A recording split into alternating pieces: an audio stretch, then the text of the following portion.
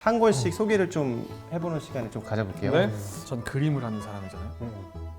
딱 보는 순간 표지가 눈에 들었어요. 아 그럼 가운데 있는 분이 고명원 작가님이세요? 아 이게 원래 그럼 작품이에요? 아, 어마어마한 명화입니다. 오 마이 갓 몰랐어. 어떤 카스파 다비드 프리드리히의 독일 낭만주의 작가의 작품이에요. 아 그렇군. 자, 오늘 우리가 처음 만났는데 나이가 어떻게 되는지 전혀 감이 오지 않거든요. 뭐 20대 초반일 수도 있고 아닐 수도 있고. 네. 저한테 아니라고 하시네요. 우리 한번 약간 추측해 볼까요? 누가 제일 나이가 많을 것 같은지. 네. 하나, 둘, 셋. 제가 제일 많을 것 같아요. 저는 불혹이 넘었습니다. 저는 43살이에요. 저보다 혹시 나이 많으신가요? 아닙니다. 하지만 엄청 동안이시네요. 그러니까 엄청 동안이세요. 그럼 이제부터 반말할게. 그래 형. 두 분은 누가 더 많으실지가 우열이 안 가려져요. 저는 87년생입니다. 87년생.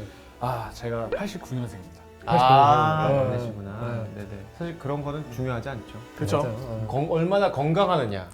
여러분들 건강에 대한 그런. 사실 신체 나이가 더 중요한 거 아니겠습니까? 숫자 나이보다. 그럼요. 그렇죠. 저는 20대 때는 좀 자유롭게 생활을 하는 걸 좋아했던 것 같고요. 아무래도 잡지사에 다니면서 작업하기도 했고 그래서 새벽 늦게까지 깨 있는 시간이 많았는데 30대 들어서는 이제 좀 규칙적으로 거의 할머니 할아버지처럼 10시에 자고 이제 8시에 깨고.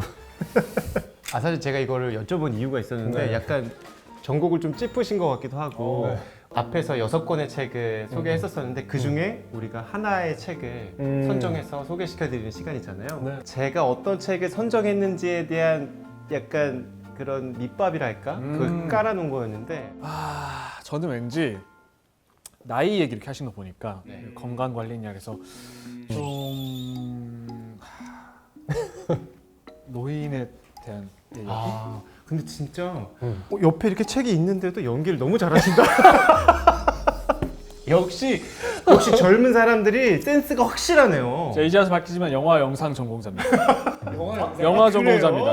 네. 그래서 어쨌든 우리가 이렇게 각자의 책을 선정했는데 여러분들이 이제 어떻게 설명해 주시느냐에 따라서 내가 이걸 읽을 것이냐 읽지 않을 것이냐를 결정할 거예요. 최선을 다해보겠습니다. 저 최선을 다하고 있습니다. 네, 영업 한번 해보겠습니다. 최선을 다해 주십시오. 네. 네, 최선을 다하고 있습니다. 저도 최선을 다하겠습니다. 한 권씩 소개를 좀 해보는 시간을 좀 가져볼게요. 네. 이 책은 되게 제목이 그냥 모든 걸 설명해요. 사랑인 줄 알았는데 부정매. 약간 키치하기도 하고 센스 있다. 약간 위트 있으면서 말장난 같은 느낌도 있고 음. 지난 화에서 설명해 드렸던 네. 센유라고 하는 하나의 시조 같은 형식이라고 보시면 되는데 그 형식으로 88개의 작품이 들어가 있어요. 제가 이 책을 선정한 이유는 모두에게 추천할 수 있기 때문에 굉장히 가볍게 읽을 수 있는 책이에요. 마치 핑거푸드 같은 느낌? 핑거푸드는 있으면 먹어요 안 먹어요? 안 드실 것 같은데. 먹는다고 하시면 안 돼요. 아까부터 솔직히 아무것도 안 드시더라고. 그냥 분위기상 한번 먹어준다. 밥을 맛있게 먹으면 밥을 맛있게 먹는다. 뭐 미쳐버리겠네. 핑거푸드는 야, 진짜 아예 안 만든다. 어떡하지? 그냥 넘어가는 법이 없네요. 전시 오프닝 가면 이제 핑거푸드 주잖아요. 핑거푸드 주죠. 네, 저는 웬만하면 안 먹는 편이에요. 저도 모르게 X라는 단어가 갑자기 터져나와서 죄송합니다. 근데 그 말씀해주신 게 저도 정말 이해가 되는 게 시라는 장르가 어쨌든 좀 장벽이 높게 느껴지는 부분이 있잖아요. 맞아요. 근데 이제 센유라는 5글자, 7글자, 5글자 총 17글자를 틀로 하는 정형시다 보니까 그리고 분량이 이제 짧게 정해져 있다 보니까 큰 부담 없이 시를 즐길 수 있다는 즐거움이 있는 것 같아요. 맞아요. 그리고 이렇게 토크하기 되게 좋아요. 마치 그림을 보면서 설명하듯이 한 번에 딱 보고서 여기는 어떤 의미가 있었을까를 해석해 볼 수 있는데 제가 좋아하는 그런 글을 낭독해 드릴게요. 좋아요. 그러면 나에겐 어떻게 다가와 이런 것들을 이제 말씀해 주시고 제가 별점을 드리겠습니다. 저희에게 별점 네. 주신 거예요? 저희에게 주시는 거예요. 네. 어떻게 다가오는지 얘기하고 네. 준비하세요. 어떻게 들리는지에 대한 느낌. 그냥 너무 내 주관적으로. 그 해석을 딱 들었는데 미쳤다. 와, 나 책 바로 사고 싶어. 그러면 별 5개. 별책부록 속의 별책부록이군요. 맞아요, 맞아요. 알겠습니다. 첫 번째 제가 선택한 글은 물온도 괜찮냐고 자꾸 묻지 마라. 나는 무사하다. 그 막 그 쓴 이의 어떤 직업 이런 건 얘기 아니에요. 좋은 포인트예요. 다 읽어주시면 좋을 것 같아요. 추가 3점 드릴게요. 네. 자, 3점이라서요? 뭐 불만 있으세요? 아니죠. 마이너스 2점. 이건 되게 특이해요. 남성이시고요. 최우수상을 수상한 분입니다. 진짜? 네, 그 이외의 정보는 나와 있지 않아요. 제가 먼저 해보겠습니다. 해보시네. 적극성 점수 반영하겠습니다. 몇 점 주시나요? 반영만 일단 해볼게요.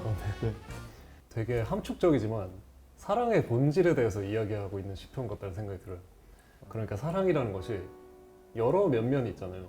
개입하는 것도 사랑이고 그 사람이 불편할까봐 내 목소리를 참는 것도 사랑인데 부모님들과 안부를 나눌 때는 건강 염려를 하는 안부만이 오가게 되는 것 같아요. 가족들 사이에서의 사랑이 어떤 순간에는 서로를 배려하기 위해서 말하지 않는 부분들 때문에 또 생겨나는 것 같거든요. 사실은 마음껏 개입해주기를 바라는 그런 종류의 사랑을 원하는 관계의 새로운 역학을 오. 원하는 다른 관점이다. 그러니까 노년에 들어선 부모의 마음일 수도 있겠다는 생각이 들어요. 저는 자식들이 이런 생각났어요. 음. 자식들은 부모님이 나이가 들고 먼 곳에 따로 살거나 너무 걱정이 되는 거야. 자꾸 전화를 해. 아빠 물온도 괜찮냐? 너무 뜨겁게 하지 마라. 나 괜찮다. 근데 이제 안 괜찮은데도 괜찮다고 말해야 하는 자식을 위해서 나 괜찮으니까 너네 잘 살아라. 이런 마음이 느껴지네요. 또 완전 다른 관점이네요. 아. 배려의 다른 방법 혹은 나를 배려하지 않길 바라는 아이들이 너무 그렇게 하지 않길 바라는 그런 마음. 둘 다 좋은 관점 감사드리고요. 저는 일단 요건 무승부로 가보도록 하겠습니다. 둘 다 마음에 들었기 때문에 다음 작품이 몇 줌 없지만 전액 다 내야 하는 이발료. 저 약간 공감되는 포인트가 있어요. 어떤 걸까요? 스파 브랜드가 있잖아요. 스파 브랜드. 스파 브랜드. 찜질방 얘기하시는 거예요? 네, 자라. 저 이분한테 평가받기 싫어요. 지금 아니 찜질방 스파 맞잖아요. 우리 동네 춘천 옥찜질방 무시하시는 겁니까? 저 되게 공감됐던 게 스파 브랜드 해외 게 많잖아요. 이렇게 가잖아요. 바지를 입어봐요. 바지가 이만큼이나 봐. 그만큼 빼줘야 되는 거 아니냐. 왜 길게 만들어서? 그럼 차라리 3X 라지를 사서 이득을 보는 거예요. 그러면 이득이잖아. 그래서 원단을 잘라서 내가 소유할 수 있죠. 그걸로 뭐 할 건데? 그 원단 자르기 싫어서 아니, 스파 브랜드 사는 거 아니에요? 그러니까 스파 브랜드를 사는데 수선료가 더 들어. 또 요즘 탈모 비율이 많지 않습니까? 탈모까지 간다고요? 굉장히 유머러스하지만 공감되는 사람도 많고 이제 슬퍼할 시다. 이게 유전학적인 공학적인 그 지식까지 합쳐진 거군요. 그죠. 너무 공감될 분들이 많을 것 같아요. 오케이. 이렇게까지 열심히 하시니까 이제 기권하고 싶은 마음. 기권 받아드리겠습니다. 기권 받아드리겠습니다. 이건 드려야 될 이번 2편은 헌 작가님의 승리로 봐요. 제가 승리한 건가요? 웃자고 하는 거니까. 네, 드립니다. 네. 저는 아내랑 읽으면서 뭐가 좋았냐면 아내는 어렸을 때 할머니와 같이 컸거든요. 근데 이걸 읽으면서 할머니 생각이 나면서 눈시울이 알 것 계속 같아. 붉어지는 알 것 같아. 거예요. 맞아. 할머니도 있었겠구나라고 하면서 그때 다시 감정이입이 될 수 있을 것 같아서 아련한 추억이 있으신 분들한테도 추천드리면 좋을 것 같아요. 좋다. 즉흥적으로 자 우리도 센류 한번 지어보도록 해봅시다. 어때요? 그 어떤 사물이 됐건 현재 상황이 됐건 이거에 대해서 한번 글자 수도 맞춰야 돼요? 좀 어려워. 575는 좀 유연하게 하고 17글자에 맞춰 17글자. 네네네. 저는 생각났어요. 이 상황을 현재 우리의 상황을 딱 남자 셋인데 왜 재밌는 걸까? 운명인가 봐.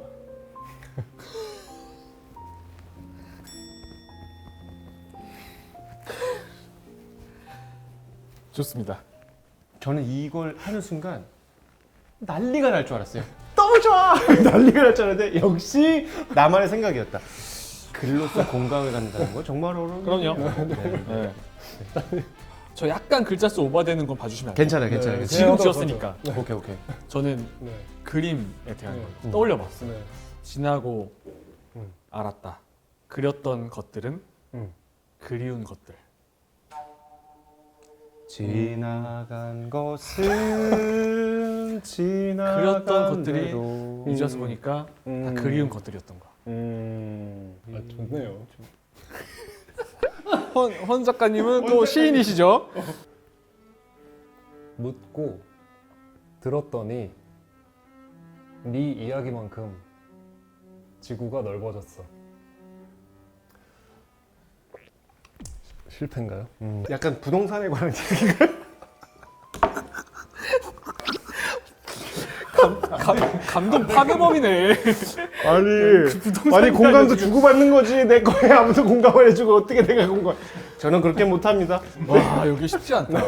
나 진짜 쉽지 않네. 지나간 것은 그리운 것으로. 아니 근데 지구가 넓어진다니 역시 아 역시 스케일이 남다르시네요. 표현이. 예. 그래서 이 책을 제가 2025년에 바꿔줄 책이라고 이야기한 이유는 딱 저희가 이야기한 그대로예요. 어떤 시선? 그 시선을 바꾼다는 건 어떻게 보면 배려라고 볼 수도 있잖아요. 네. 조금 더 시선을 다른 시선으로 봐줬으면 어떨까라는 그런 가벼운 마음에서 골라봤습니다.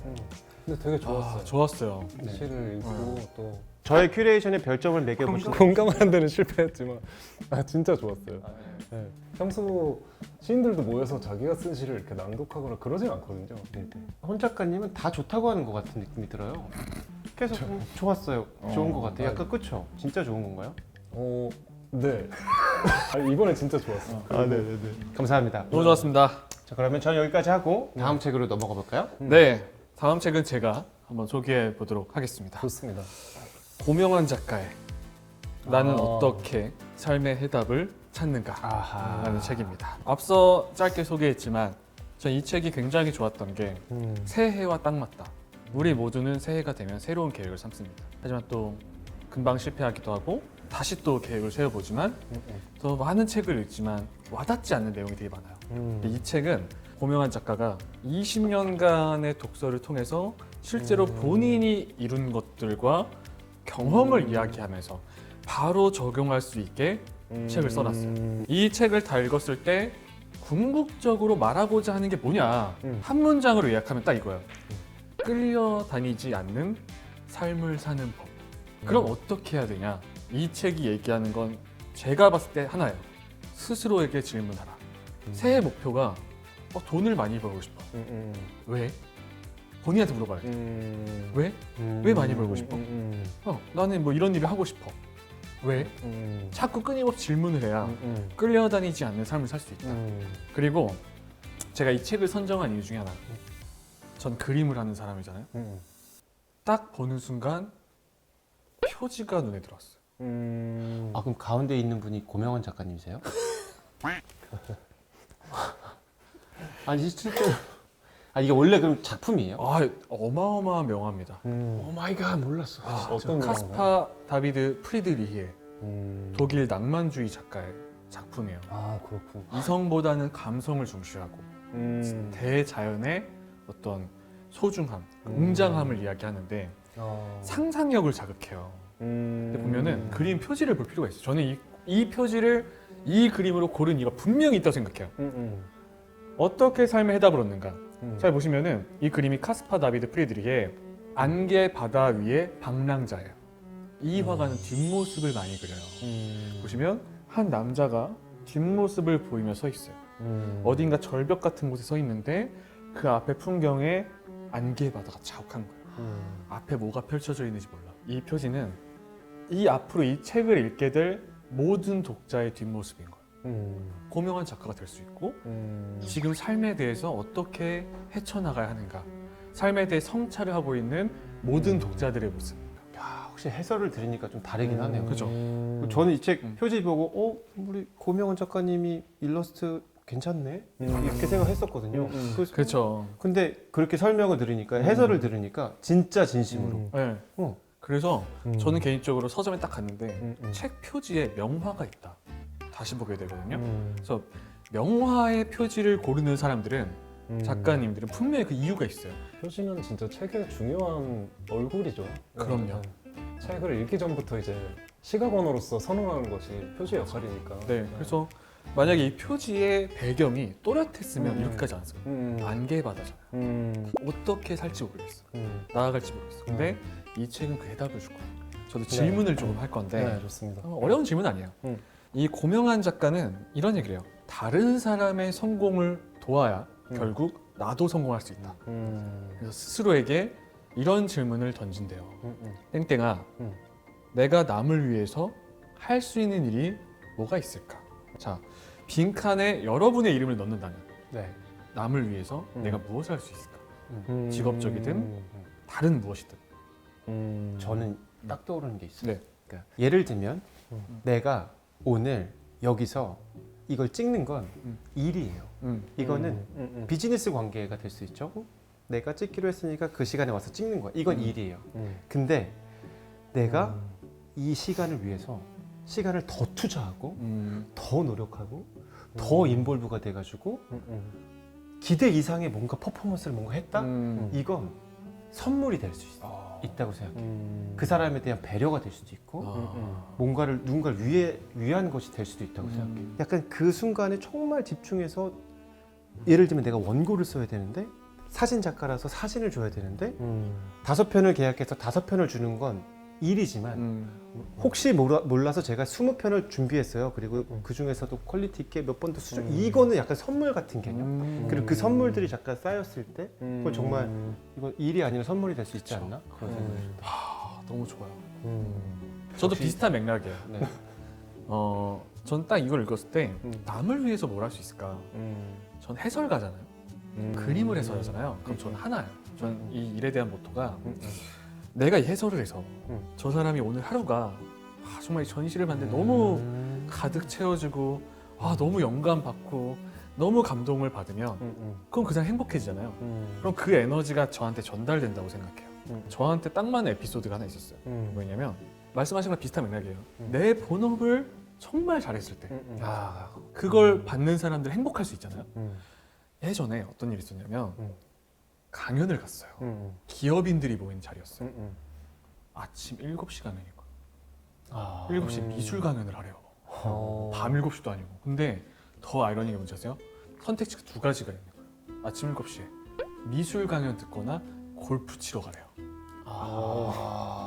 누가 미술 강연 들으려요? 쥐약인데 웬만한 행사에서는 갑자기 미술 강연 하기 쉽지 않은데. 의욕이 뚝 떨어지는 거예요. 기업인 대표님들한테 미술 강연과 골프를 고르면 당연히 골프 가죠.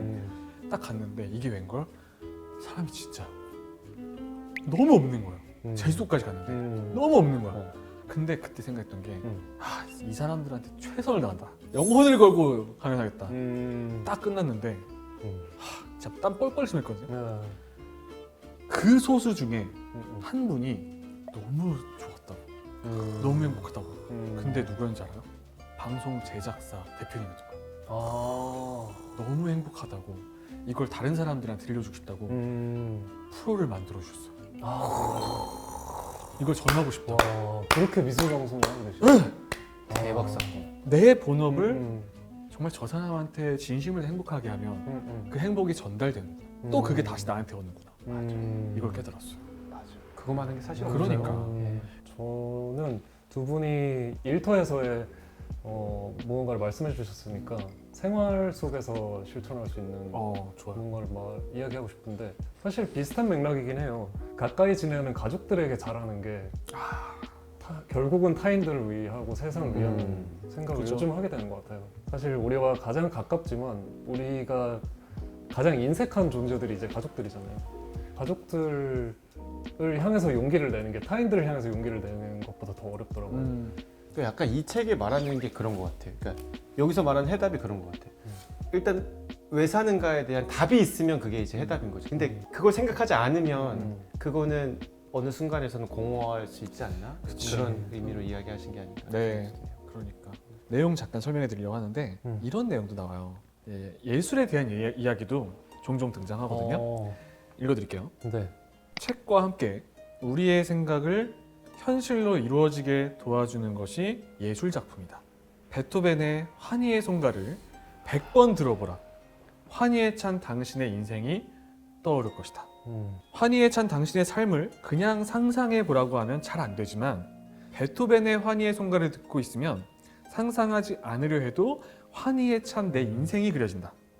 그림도 마찬가지다. 이미 역사적으로 많은 사람들이 찬사를 보내는 그림을 통해 진정한 내 삶을 찾을 수 있다. 그래서 질문하고 싶었던 게 이런 거예요.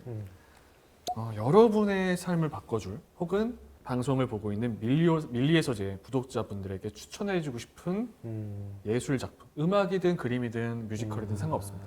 저는 의외로 빈센트 반 고흐를 추천드리고 싶어요. 또 전시도 지금 하고 있고 국내에서 전 세계에서 사랑받는 화가잖아요. 근데 의외로 반 고흐의 유명한 해바라기, 별이 빛나는 밤 그런 거 말고 정말 안 알려진 작품이 있어요. 그게 뭐냐면 우리나라 말로 하면 그 그림의 제목이 프랑스 소설 더미, 책 더미 같은 좋다. 그림이 있어요. 의외로 반 고흐는 다들 놓치시는 게 독서 광이었어요. 그렇군요. 독서 광이었어요. 반 고흐가 현 시대에 살았다면 밀리의 서재 광이었을 겁니다. 반 고흐는 이렇게 생각했어요. 책과 공부는 모든 사람이 자신의 길을 밝히는 수단이다. 시대를 초월해서 맞는 말인 것 같아요. 고독한 삶이었거든요. 반 고흐는 친구도 별로 없었고 책을 통해서 책이 친구가 되기도 하고 자신의 길을 갈고 닦을 때 책을 읽었어요. 그랬군요. 그래서 이런 반 고흐라는 화가 그 거장도 항상 곁에 책을 두고 있었다는 거. 책이 우리의 삶을 밝혀줄 거라는 거. 그래서 반 고흐는 이런 말도 합니다. 책을 읽는 것은 그림을 보는 것과 같다. 의심 없이, 주저함 없이 확신을 가지고 아름다운 것을 감상해야 한다. 그래서 어떤 분야든 이런 예술 분야든 어떤 분야든 항상 옆에 책이 있어야 된다는 거. 그리고 어쨌든 계속 창작자로서 계속 무언가를 만들어내야 되고 이제 끄집어내야 되는 입장에서 우리가 계속 나를 움직이게 만드는 어떤 다른 매개들이 필요하잖아요. 네. 그런 인풋을 계속해서 찾아 헤맸을 것 같은데 이전 시대에도 요즘은 사실 우리에게 채널이 너무 많아졌잖아요. 그럼요. 그때는 텍스트만큼 풍성하고 우리 곁에 둘 수 있는 매개가 잘 없었던 것 같아요. 너무 많은 시와 음악들이 떠오르지만 저는 미나리라는 영화의 사운드 트랙 앨범을 살펴보시면 그 안에 가사 없이 흐르는 노래가 있거든요. 특히 그 중에 빅 컨트리라는 노래가 있는데 한국에서만 살았던 가족이 아무것도 모르고 아주 넓은 광야로 그냥 이사를 가요. 그리고 무턱대고 땅을 사고 거기서 그것을 일구면서 굉장히 버거워하면서 살아가는 모습을 그냥 담은 영화인데 그 영화가 그 이민자의 실패를 이야기하는 게 아니라 인간이 실패를 마주했을 때 어떤 모습을 하게 되는가 그런 정서를 좀 영화가 가져왔던 것 같은데 빅컨트리라는 노래를 들으면 20명 정도 되시는 코러스 합창 부분이 들려와요. 근데 그냥 가사 없이 허밍으로 이렇게 노래가 이어지는데 언어가 필요 없이 그 모든 것이 전달되어서 저에게는 굉장히 컸던 경험이었고 지나고 나서도 계속 돌아와서도 계속 다시 듣게 되는 노래인 것 같아요. 사실 저는 경험치를 되게 좋아해서 내가 뭘 제일 좋아하지? 내가 어떤 그림을 제일 많이 봤지? 기억은 안 나는데 근데 어떻게 보면 제 삶을 바꾸는 터닝 포인트를 저는 지금 만들고 있거든요. 뭐냐면 내가 50대면 뭐 하고 싶은가? 나 피아니스트가 되고 싶은데 라는 꿈을 갖고 있어요. 그래서 초등학교 1학년 아이랑 같이 피아노를 배우고 있어요. 같은 수준이에요. 근데 제가 매일같이 연습하는 곡이 있어요. 하울의 움직이는 성, 진세노 메리고라운드죠. 인생의 회전목마인데 그거의 가장 쉬운 버전을 너무 듣기 좋은 거예요. 그리고 내가 이걸 칠 수 있겠는 거예요. 그래서 그걸 매일 아침 치거든요. 내가 그걸 치니까 저희 딸이 그걸 치고 싶어하고 아내가 같이 피아노 학원을 다니면서 그걸 보는 거예요. 만약에 내 꿈이 이루어지고 50대의 피아니스트가 된다면 나는 내가 지금 최고 쉬운 버전으로 버벅거리면서 친 걸 빔으로 쏴놓는 거예요. 재즈바에서. 그리고 그게 끝날 때쯤 내가 등장해서 원곡을 멋들어지게 치면서 아이들하고 아내하고 같이 위스키 한잔 하는 상상을 하면 약간 설레면서 약간 상기되는? 그래서 지금 내 삶의 중심에 있는 게 그 음악인 것 같다는 생각이 들었어요. 가족이 같이 피아노를 연습하는 맞아요. 근데 진짜 좋다. 그리고 50대 피아니스트가 되기를 꿈꾸는 것도 너무 좋고. 그래서 결과적으로 이 책은 어떤 분들이 읽었으면 좋겠냐? 전 한마디로 할게요. 네. 안개바다 위를 걷고 있다면 어. 이 책을 꼭 읽으셔라. 아, 그렇지. 제 책 소개는 여기서 마치도록 하겠습니다. 저는 오늘 베를린에는 육개장이 없어서를 선택해서 함께 이야기해보고 싶었어요. 네. 20대 청년이 베를린으로 이주하면서 50대의 룸메이트가 생기면서 생겨나는 우여곡절들 그리고 중요한 사건들에 대한 책인데, 그러니까 타지로 간다는 건 어떤 경우인 것 같냐면 내가 지금 속해 있는 시공간으로부터 혼자 낯설어지는 것 같은 감각, 나만 잘 안 보이는 것 같은 감각이 타지에 가는 감각인 것 같은데, 그런 시간들이 이제 지속되면 자문하게 되잖아요. 내가 왜 여기 있지 아직도?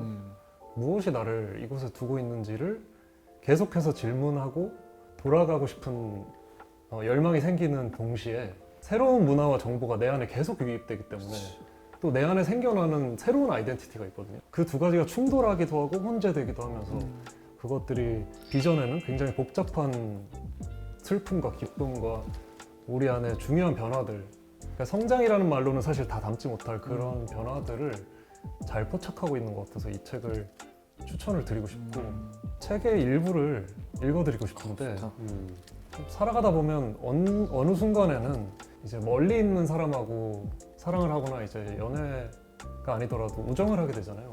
저는 미국에 머무는 시간 동안 제가 생각하는 우정의 형태가 계속해서 바뀌었거든요. 지금 저희가 이렇게 만나서 대화를 나누고 있지만 우리가 만날 수 없다는 전제를 깔고 관계를 시작하면 그 우정의 역학이 되게 달라져요. 그런데 이제 그런 상태에 오래 놓인 사람이 어떤 마음을 느끼는지를 보여주는 문장들이 있어서 네. 일부 발췌해서 읽어드리겠습니다. 명절이면 협업했던 셰프, 기자, 푸드 스타일리스트, 요리 연구가에게 빼놓지 않고 장문의 인사를 보내곤 했었다. 나를 잊지 말아달라는 몸부림이었다. 3년 차에 접어드니 답신이 드문드문했다. 아니, 막상 그렇지도 않았는데 드문드문하게 느껴졌다. 공상은 점점 몸집을 키워 상대가 내 얼굴도 기억하지 못할 거라는 비약에 이르렀다. 모순이었다. 잡지에 일하는 동안 어울리지 않는 옷을 입은 듯 어색해했으면서 막상 옷을 벗으려고 하니 발작처럼 몸부림을 치는 것이었다. 저는 이 책을 읽으면서 이것이 이주한 사람들, 이주자애들에게만 국한되는 마음은 아닐 것 같다는 생각을 했어요. 잊히고 있다는 감각 있잖아요. 내가 누군가의 기억으로부터 옅어지고 있다는 감각을 두 작가님도 느껴보셨을 것 같은데 어떤 때 그런 마음이 드셨는지. 갑자기 들으면서 생각난 건데 이런 거죠. 저는 회사를 10년간 다녔었고 매일 같이 만났던 사람들이잖아요. 근데 저는 지금 이제 그만둔 지 이제 2년, 3년째가 돼가고 있는데 이제 그런 생각이 드는 거예요. 그들의 삶에 내가 없겠지. 내가 완전히 없는 곳이잖아요. 그러면 분명히 잊혀졌겠지. 그러다가 가끔씩 한 번씩 연락을 주고받으면 또 너무 반가워하기도 하고 그래서 그런 마음일 수 있겠다라는 생각도 좀 들어요. 저는 진짜 사랑했던 사람, 사랑했던 사람이 물론 지금은 모든 관계가 끝났지만 나를 언젠가 한 번은 기억했으면 좋겠다. 그래서 더 몸부림치며 열심히 살 때가 있었어요. 더 좋은 방송을 하고 더 좋은 해설을 하고 언젠가 살면서 스쳐갈 때 나를 다 잊었을 때 아, 저렇게 좋은 사람이 됐구나. 그 이야기를 들려주신 게 너무 좋고 재밌는 게 결국에는 우리가 이야기하고 있는 것이 분절감이라는 생각이 들거든요. 우리가 누군가로부터 끊어지고 그 시절로부터 끊어지고 어떤 관계로부터 끊어지는 경우에 대한 이야기 같은데, 그러니까 타지가 별게 아니라 내가 다시 건너가서 마주할 수 없는 사람이 타지가 되는 것 같아요. 내가 다시 돌아갈 수 없는 시절이 타국이 되는 것 같기도 하고, 한국에 오고 나서도 사실 비슷한 생각을 하게 되거든요. 돌아오고 나면 제가 너무 그리워했던 그 사람들과 매일 만날 줄 알았거든요. 그렇지. 근데 이곳에서 생활하는 생활자로서의 어떤 일상과 생활을 치르다 보니까 품이 남질 않더라고요. 계절에 한 번 봐도 많이 보게 되는 사이가 되고 그런 변화들을 느꼈던 것 같고 하나만 더 짚고 넘어가고 싶은데 이 책이 모든 챕터가 끝날 때마다 그 챕터에서 언급했던 음식의 레시피, 이름과 레시피를 언급하거든요. 요리 잡지사에서 일했던 에디터여서이기도 하지만 그가 쓴 글들을 읽으면서 저 이제 그런 생각을 하게 된 거죠. 아, 음식이라는 게 미각, 후각을 넘어서는 어떤 매개였다는 것을 기억하게 되는 것 같아요. 그런 점에서 두 분에게 가장 중요했던 시절을 떠올리게 하는 음식이나 아니면 계속 돌아가게 되는 소울푸드 같은 게 있는지. 저는 있어요. 어떤 건가요? 저는 완전 순댓국이거든요. 몇 년간 거의 순댓국만 먹은 것 같아요. 순댓국 너무 좋아하고 심지어 군대 가기 직전에도 가장 친한 친구랑 둘이서 5일 동안 우리 순댓국 여행을 해보자. 그래서 5일 동안 순댓국만 먹으면서 한 곳에 가서 순댓국에 소주 8병 둘이서 계속. 그 다음에 부산 가서 8병. 이렇게 야 순댓국은 뭐가 제일 맛있냐? 너랑 먹는 게 제일 맛있지 이러면서 내가 마지막으로 이렇게 한 끼 먹으면 뭐가 먹고 싶지 했었을 때 순댓국이 저를 굉장히 긴 시간 동안 그 최상위 포지션을 차지했었던 것 같아요. 약간 소울푸드라고 해야 되나? 뭔가 많은 생각을 떠올리게 하는 음식이 뭐냐면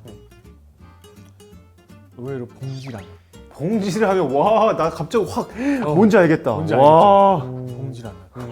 어린 시절부터 시작해서 군대까지 남자라면 다 여기 너무 추운 다 날 고개 끄덕이고 난리 났음. 있잖아요. 뭔가 그 되게 배고프고 춥고 이등병인데 정말 빨리 먹어야 되는 그게 전 지금도 마트에 가서 봉지라면만 보면 되게 많은 생각이 들어요.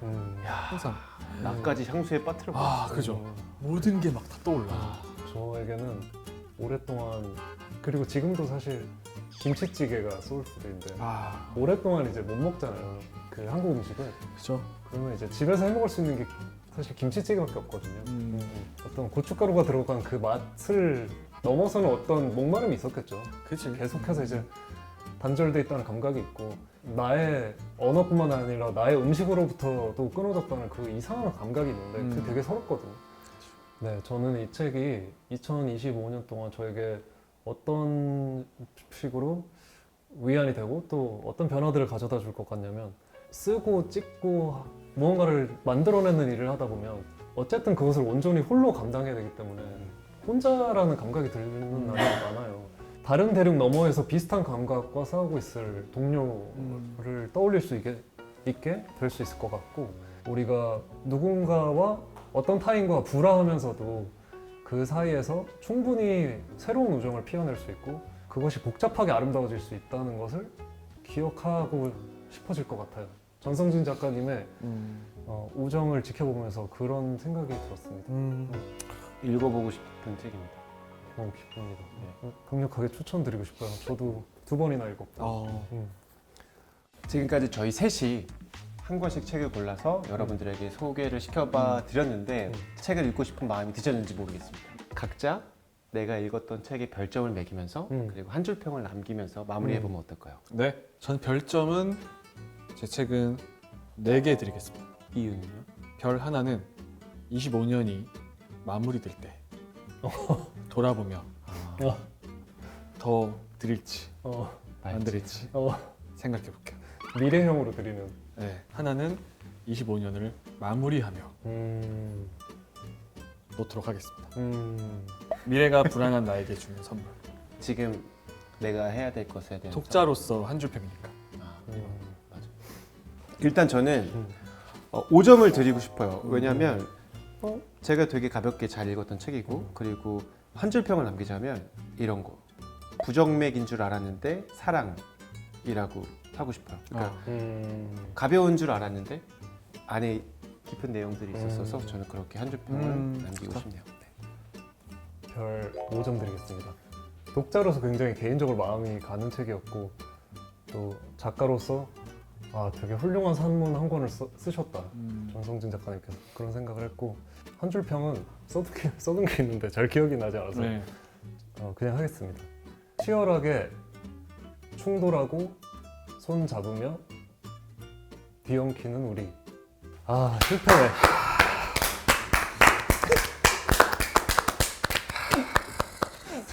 확실히 뎁스가 다 각자가 달라서 그러니까. 좋았던 것 같고 우리가 선택한 책들도 뎁스가 조금씩 달라요. 그러니까. 되게 키치하고 약간 깊이 있고 약간 그 중간에 약간 아우르는 그런 느낌이에요. 재밌었어요. 궁금합니다. 여러분들은 저희가 소개한 3가지 책 중에 어떤 것이 가장 읽고 싶으셨는지 궁금해서 댓글로 남겨주시면 저희가 다음 영상 촬영할 때 참고하도록 하겠고요. 저희는 오늘 여기까지 하겠고 다음 시간에 더 재밌는 책을 가지고 돌아오도록 하겠습니다. 네. 고맙습니다. 고맙습니다. 야.